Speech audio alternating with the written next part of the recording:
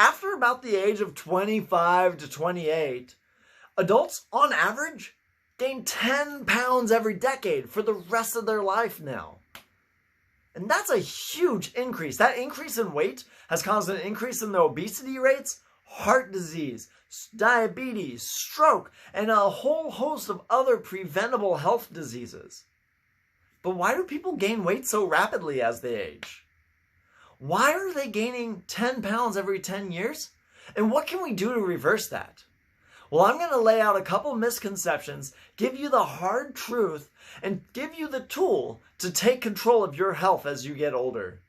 What's good, Simple Achievers? Steve Hicks here, online coach for Simple Success Fitness. And today, I want to address the trend of gaining 10 pounds every 10 years and what you can do to reverse this. Now, before I get into this, if you haven't yet, do make sure to subscribe to this channel so that you get more great content like this every week to unlock your full potential at a healthier, happier life. Now, there are a couple of misconceptions about why people gain weight over time, why people are gaining 10 pounds or more every 10 years. Right? Why are they gaining weight so rapidly? One of the really common explanations is that your metabolism will slow down. And although there is some merit to this, that over time your metabolism, your resting metabolic rate, could decrease by up to 10%, it's really not that significant. If you have a normal 2,000 calorie diet and you have a 10% reduction in the calories that you burn, that's a 200 calorie difference. That's 2 Oreo cookies. That's not significant. We can alter that really easily. But if it's only 2 Oreo cookies, and if it's not significant enough to explain the 10 pounds a year or 10 pounds a decade, what is it? Well, maybe it's age-related muscle wasting, right? We all know this idea that as you get older, muscle decreases. It's called sarcopenia. And there is some merit to this, but modern exercise science is showing us that it's not as significant as we thought it was. Right? We're seeing now that exercise has become more mainstream, more popular, and it's not as taboo, and it's more embraced amongst older populations, we're finding that people that maintain physical activity do a really good job of maintaining their muscle mass. They can maintain upwards of 90 to 95% of the muscle mass they had as a youth, as long as they continue to use it regularly.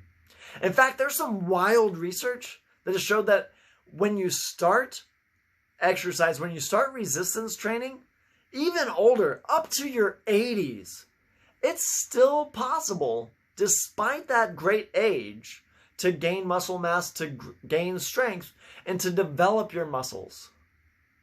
So age-related muscle loss isn't as significant as we thought it was. So if it's not an age-related decrease in your metabolic rate, or it's not a age-related muscle wasting that's causing people to gain fat, what is? And the answer, truthfully, is pretty neat. Not neat like spiffy or interesting, but neat, as in NEAT, non-exercise activity thermogenesis. Now, what that means is really fancy science words for essentially the calories you burn when you're not burning your calories during exercise. Right? That's the whole reason these watches have gone popular. Why people always say you should walk 10,000 steps a day. Right? That is activity that you do that's not exercise-based. And honestly, this is the reason why people continue to gain weight decade after decade. And it's all because their NEAT activity, their NEAT levels plummet. They drop. And we can see this really obviously if we compare two ends of the spectrum. Right? If you take a little kid, let's say a kindergartner, they're always running around. They are zip-zapping. They're just difficult to hold still. They always want to play. All they want to do is play. You give them a ball, they're going to throw the ball at something and then go run and chase it. And they can be madness. A lot of energy output. But if you compare this on the other end to the spectrum to a retiree, You think about Grandpa's favorite chair, right? That really plush recliner, the lazy boy that he would sit in and watch TV, probably fell asleep during birthday parties in. That's Grandpa's chair, right?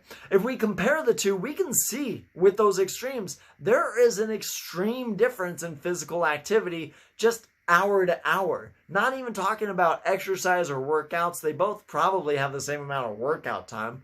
But their NEAT levels, their movement, their spontaneous activity are catastrophically different.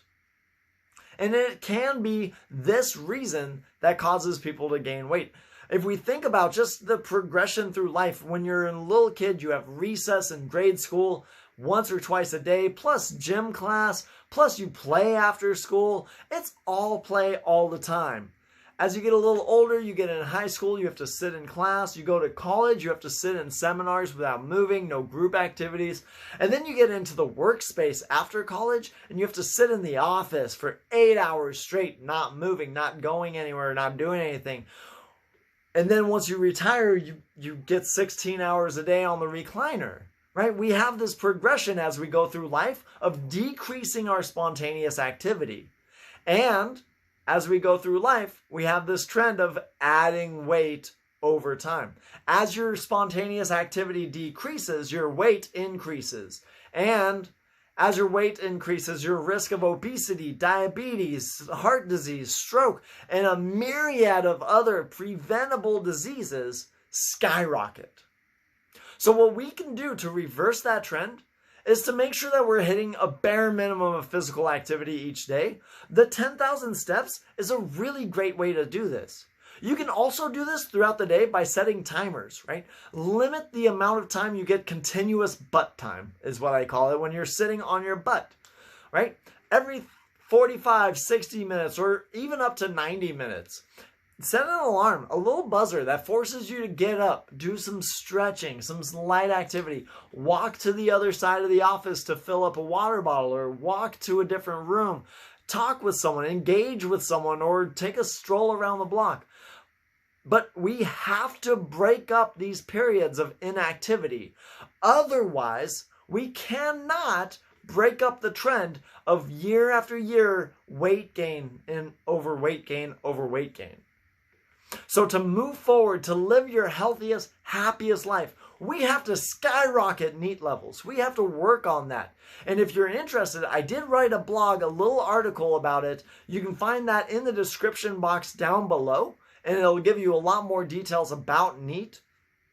But we have to attack it. We have to move more. We have to be less sedentary, because that, not metabolic rate, not age-related muscle wasting, but our movement, our activity, that is what determines our weight gain over time as we age.